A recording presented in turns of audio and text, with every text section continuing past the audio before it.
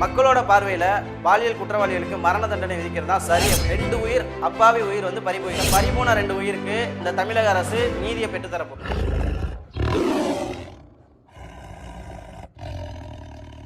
இது கரும்புலியின் கர்ஜனை, உண்மையை உறக்கச் சொல்லும் குரல். தூத்துக்குடி மாவட்டம் விளாத்திக்குளம் அருகே கடந்த 10 நாளைக்கு முன்னாடி 12ஆம் வகுப்பு மாணவி பாலியல் துன்புறுத்தலுக்கானாகி அவங்களோட உயிர் பறிக்கப்பட்டிருக்கு. உடல் துண்டு துண்டாக வெட்டப்பட்டு அவங்களோட உயிர் பறிக்கப்பட்டிருக்கு. இப்போ இந்த சம்பவத்தில் நம்ம குறிப்பாக என்ன பார்க்கணும் அப்படின்னா, சம்பவத்தில் ஈடுபட்ட குற்றவாளியை நேற்று வந்து காவல்துறை அரெஸ்ட் பண்ணி கைது பண்ணியிருக்காங்க. ஏற்கனவே கடந்த 4 வருஷத்துக்கு முன்னாடி இதே மாதிரி ஒரு சம்பவம், அந்த ஒரு 60 வயது மூதாட்டியை அவர் பாலியல் வன்முறை செஞ்சு அந்த உயிரை பறிச்சிருக்காரு. தமிழக அரசை என்னோட கேள்வி என்ன அப்படின்னா, இந்த தமிழகத்தில் இன்னும் எத்தனை பாலியல் குற்றங்களை இந்த மக்கள் சந்திக்கணும், எத்தனை உயிர்கள் வந்து பறிபோகணும், இதுக்கு தீர்வே கிடையாதா? நீதிமன்றம் என்ன நடவடிக்கை எடுக்கிறாங்க? இறுதியான ஒரு முடிவு தான் என்ன அப்படிங்கிறது தான் என்னோட கேள்வி. மக்களோட பார்வையில் பாலியல் குற்றவாளிகளுக்கு மரண தண்டனை விதிக்கிறது தான் சரி அப்படின்னு சொல்கிறாங்க. இந்த மரண தண்டனை விதிக்கிறதுல நீதிமன்றத்துக்கு என்ன ஒரு அலட்சிய போக்கு இருக்குது? ஏன்னா ஏற்கனவே இந்த குற்றவாளி ஒரு பாலியல் வன்முறை செஞ்சு ஒரு உயிரை பறிச்சிருக்காரு. இந்த 4 வருஷத்துக்கு அப்புறம் இன்னொரு உயிரை பறிச்சிருக்காரு. இப்போ இந்த குற்றவாளி தான் இவர் தான் அப்படின்னு உறுதியாயிருச்சு அப்படின்னா இவருக்கு மரண தண்டனை விதிக்கிறதுல என்ன தவறு இருக்குது? இந்த உயிர் பறிபோனால் தான் என்ன? இப்போ இந்த குற்றவாளினால 2 உயிர் அப்பாவி உயிர் வந்து பறிபோயிருக்கு. மீண்டும் இதை விசாரணைக்கு எடுத்து அவர் மேலே ஒரு வழக்கு தொடர்ந்து அவர் ஜெயிலில் அடைச்சி அவருக்கு ஜாமீன் வழங்கி அந்த உயிரை பாதுகாக்க போகுதா, இல்லை பறிபோன 2 உயிருக்கு இந்த தமிழக அரசு நீதியை பெற்றுத்தரப்போகுதா? நீதி என்ன? மரண தண்டனை தான். மக்களோட தீர்ப்பு தான் சரியான தீர்ப்பு, மரண தண்டனை தான். அந்த மரண தண்டனையை கொடுக்கறதுல ஏன் இந்த அரசு இவ்வளோ ஒரு மெத்தனை போக்காக செயல்படுது? பொதுமக்கள் முன்னிலையில் இந்த குற்றம் தான், இதுதான் தமிழகத்தில் இருக்கிற நடந்த கடைசி ஒரு பாலியல் குற்றமாக இருக்கணும் அப்படின்னா பொதுமக்கள் முன்னிலையில் இந்த குற்றவாளிக்கு மரண தண்டனையை வழங்குங்க. இவர் தான் குற்றவாளி அப்படிங்கிறத உறுதி செஞ்சு 12ஆம் வகுப்பு மாணவிக்கான நீதியையும் ஏற்கனவே பாலியல் துன்பத்துக்கான அந்த மூதாட்டிக்கான ஒரு நீதியையும் பெற்றுக் கொடுங்க. இது போக தமிழகத்தில் இதுவரை நடந்த எல்லா பாலியல் சம்பவங்களுக்கும் எல்லா பாலியல் குற்றத்தையும் விரைவாக அரசு வந்து கவனம் செலுத்தி அதுக்கான தண்டனை, இதுதான் தமிழகத்தில் இந்த பாலியல் குற்றம் தான் தமிழகத்தில் இறுதியான ஒரு பாலியல் குற்றமாக இருக்கணும் அப்படிங்கிறது தான் ஒட்டுமொத்த மக்களோட கோரிக்கையாகவே இருக்குது. என்னோட கேள்வி என்னன்னா, ஏன் இதை நீங்கள் வந்து தாமதப்படுத்துறீங்க? குற்றவாளி இவர் தான் அப்படின்னு தெரிஞ்சிச்சுன்னா ஏன் இதை மற்ற நாடுகளில் மரண தண்டனை இல்லையா? சவுதி அரேபியாவில் மரண தண்டனை இல்லையா?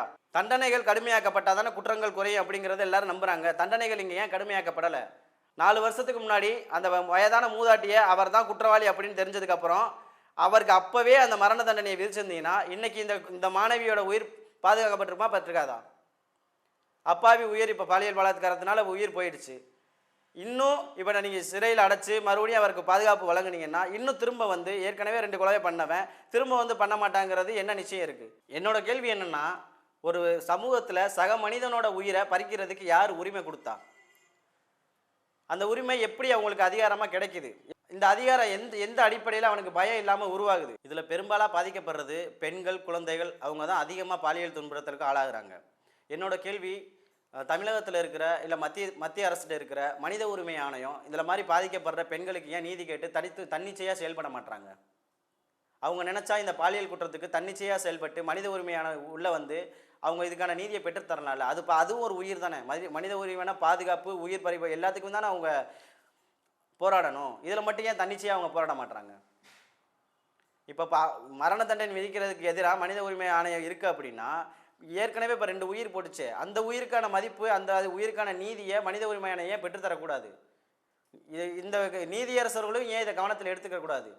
ஒட்டுமொத்த தமிழக மக்களுமே இந்த மாதிரி ஒரு பிரச்சனையில் இந்தியா ஃபுல்லாமே இருக்குது. குறிப்பாக தமிழகத்தில் கடந்த 10 நாளாக எவ்வளவோ சம்பவங்கள், பாலியல் வன்முறை செய்யப்பட்ட சம்பவங்கள் நடந்துக்கிட்டு தான் இருக்குது. இது இன்னும் எவ்வளோ தொடர்கதையாக இருக்கணும், இந்த தமிழக மக்கள் இன்னும் எவ்வளோ தான் பாதிக்கப்படணும் அப்படிங்கிறத இந்த தமிழக அரசு பார்வைக்கும் நீதிமன்றங்கள் பார்வைக்கும் நான் விடுறேன். இல்லை இப்படியே பாதிக்கப்பட்ட மக்களுக்காக எவ்வளோ தான் பொதுமக்களும் போராடுவாங்க? போராடிக்கிட்டே இருக்கிறது தான் வாழ்க்கையா? பாதுகாப்பாக மக்கள் உணர்ந்து ஒரு நிம்மதியான ஒரு அமைதியான ஒரு வாழ்க்கை முறையை வாழவே கூடாதா? இந்த ஊடகங்களும் அதை உங்களுக்கு ஒரு செய்தியாக மட்டும்தான் இருக்கணுமா? என்னோட கேள்வி அதுதான். இன்றைக்கி 2 நாளைக்கு இந்த நியூஸை போடுவீங்க, நாளைக்கு ஒரு 2 நாள் கழித்து ஒரு ஏதாவது ஒரு மாணவியோ 12ஆம் வகுப்பு மாணவியோ மாதிரி ஒரு 10ஆம் வகுப்பு மாணவி பாலியல் பலாத்காரம் செய்யப்பட்டாலும் ஒரு நியூஸ் வரும். மக்களும் அதை பார்த்து கடந்து போயிடணும். என்னோட இது என்னென்னா, இந்த மாதிரி இது வரைக்கும் கடந்த 10 நாளாக ஒரு 6 பாலியல் குற்றங்கள் நடந்திருக்கு அப்படின்னா 6 பாலியல் குற்றங்களுக்கு உடனே விசாரித்து இவன் தான் குற்றவாளின்னு கண்டுபிடிக்கிறதுல எந்த சிரமமும் இல்லைல்ல. எதுக்கு நீங்கள் தாமதப்படுத்துறீங்க? அப்படி குற்றவாளின்னு கண்டுபிடிச்சிட்டீங்க அப்படின்னா அந்த குற்றவாளிக்கு மக்கள் மத்தியில் மரண தண்டனையை கொடுங்க. அதுக்கு எதிராக இருக்கிற எல்லா தடையும் உடைங்க. அந்த மரண தண்டனையை கொடுத்தீங்க அப்படின்னா ஆட்டோமேட்டிக்காக அடுத்தவன் தப்பு செய்யறதுக்கு பயப்படுவான்ல. இதுதானே மக்களுக்கு தேவை. மக்கள் அமைதியோடையும் நிம்மதியாக வாழணும் அப்படின்னா தண்டனைகள் வந்து கடுமையாக இருக்கணும். அப்போ தான் அவனுக்கு பயம் வரும். ஆட்டோமேட்டிக்காக இந்த குழந்தையோட உயிர் சேவ் ஆகிருக்கும்ல. இப்போ எங்களோட பயம் என்னன்னா இன்னும் எத்தனை பேர், அதுதான் எங்களோட கேள்வி. ஏற்கனவே வட மாநிலத்திலேருந்து வந்தவங்களால தமிழக பெண்களுக்கும் குழந்தைகளுக்கும் அதிகமான பாதிப்பு இருக்குது. அவங்களும் இதே தான் பண்ணிக்கிட்டு இருக்காங்க. இப்போ தமிழ்நாட்டில் உள்ளவனும் அதை தான் பண்ணிக்கிட்டு இருக்கான். இப்படியே பாலியல் வன்கொடுமையிலே பெண் பிள்ளைகள் பாதிக்கப்பட்டுக்கிட்டே இருந்தால் என்னைக்கு தான் மக்கள் சுதந்திரமான ஒரு வாழ்க்கையை வாழ்வாங்க? இது என்ன தடையாக இருக்குது? தமிழக அரசு எலெக்ஷன் வருதுன்னு சொல்லிட்டு உங்களோட சுயநலத்துக்காக, உங்கள் சுயலாபத்துக்காக, உங்களோட தேவைகள் வாக்கு வாங்கணுங்கிறதுக்காக இலவசங்கள் அறிவிக்கிறீங்க, அதை அறிவிக்கிறீங்க, அந்த வாக்குறுதி இந்த வாக்குறுதியும் கொடுக்கீங்க. எது முக்கியம்? முதல்ல பெண்களோட பாதுகாப்பு, குழந்தைகளோட பாதுகாப்பு. இதுக்கு எந்த கட்சி நீங்கள் வந்து துணை நின்றுருக்கீங்க? எந்த கட்சி கடுமையான சட்டத்தை வந்து நீங்கள் வலியுறுத்துறீங்க பெண்கள் பாதுகாப்புக்கு? இப்போ நடந்துக்கிட்டு இருக்கிற ஆட்சியில் தானே இவ்வளோ பெண்கள் பாதுகாப்பு சீரழிஞ்சு போய் கிடக்கு. இந்த மாதிரி குற்றத்தில் நிரூபிக்கப்பட்ட ஒருத்தனை அரபு நாடுகள் மாதிரி மக்கள் மத்தியில் தண்டனைகள் கொடுங்க, அவங்களோட உயிரை பறிங்க. பொதுமக்கள் மத்தியில் ஆட்டோமேட்டிக்காக இருக்கிற எல்லா குற்றம் செய்யணும்னு ஈடுபடுற எல்லாத்துக்குமே பயம் வரும். குற்றங்கள் குறையும். தண்டனைகளை வந்து நீங்கள் கடுமையாக்குங்க, அப்போ தான் குற்றங்கள் குறையும். ஏன் இதை சாத்தியப்படுத்த முடியாது? அதான் என்னோட கேள்வி. இதில் சாத்தியப்படுத்துறதுல என்ன பிரச்சனை? எதுக்கு மக்களோட வரி பணத்தில் இவனை ஜெயிலில் அடைச்சி இவனுக்கு பாதுகாப்பு கொடுத்து சாப்பாடு கொடுத்து எல்லாம் பண்ண? அவன் 2 உயிரை கொண்டிருக்கான். 2 உயிரை கொண்டவனுக்கு எதுக்கு பண்ணணும்? அப்பாவி உயிர். இவன் குற்றம் செஞ்சுட்டு எல்லாம் அனுபவிச்சுட்டு போய் ஜெயிலில் உட்காந்துட்டு மக்களோட பணத்தில் அவன் ஜாலியாக இருப்பான். அப்பாவி உயிர் படுத்து போச்சு. என்ன அந்த குழந்தை வாழ்க்கையில் என்ன பார்த்துருக்கும்? 12ஆம் வகுப்பு மாணவி என்ன பார்த்துருக்கும்? பச்சை பிள்ளை 2 வயசு குழந்தைய பாலியல் வன்முறை செய்கிறான். இப்படியே நாங்கள் நியூஸை மட்டுமே, சமூகத்தில் நடக்கிற அவலங்களை மட்டுமே பேசிக்கிட்டே இருந்து கடந்து தான் போகணுமா? இறுதியாக இந்த தமிழக அரசிட்ட ஒன்று தான் கேட்டுக்கிறேன். இந்த தமிழ்நாட்டில் இதுவே கடைசி பாலியல் குற்றமாக இருக்கணும்.